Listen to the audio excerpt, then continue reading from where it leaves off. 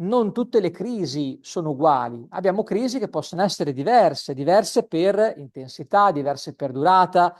Chi è che di voi ha vissuto il flash crash del 6 maggio 2010? Qualcuno che era video? 6 maggio 2010, lo ricordate? Piattaforme che ha smesso di funzionare, venivano giù tutto. Procter Gamble, aziende che sono delle corazzate, facevano meno 40, meno 50 quel giorno lì. Non si capiva più niente. Io vedevo Iron Condor in pancia, non stavo capendo più un cazzo di quello che stava succedendo. Questo è un flash crash, ok?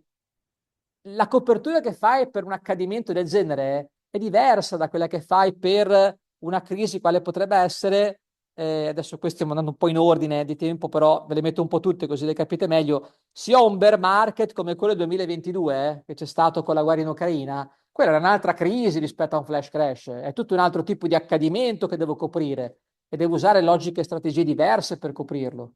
Quindi qui l'idea è che io mi trovo a dover coprire questi accadimenti. Con quali strategie posso coprirle? Devo usarne più di una, non ce n'è una che va bene per tutti questi accadimenti.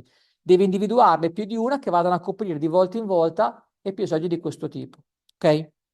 E poi che rischio voglio coprire? Voglio coprire un rischio legato alla direzione perché il mio portafoglio è molto rialzista e il mio problema è se il mercato scende oppure è un portafoglio abbastanza bilanciato, equilibrato, neutrale sulla direzione ma molto esposto sulla volatilità. E allora il rischio che devo coprire è legato al Vega.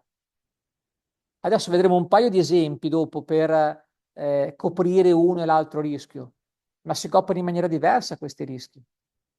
Un rischio direzionale non lo copri con delle call sul VIX, copri un rischio di volatilità con delle call sul VIX. Il rischio direzionale si copre in un altro modo. Adesso c'è un pochino di esempi, così capite un pochino meglio come tutte queste crisi siano diverse e le strategie di copertura che devi adottare non possono essere una sola, devono essere più di una per cercare un po' di coprire ognuna di queste crisi.